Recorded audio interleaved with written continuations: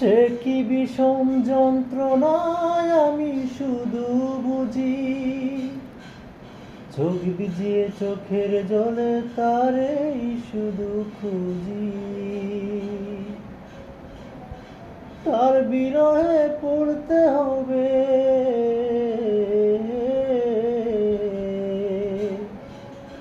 তার বিরহে পড়তে হবে আমারে অন্তর।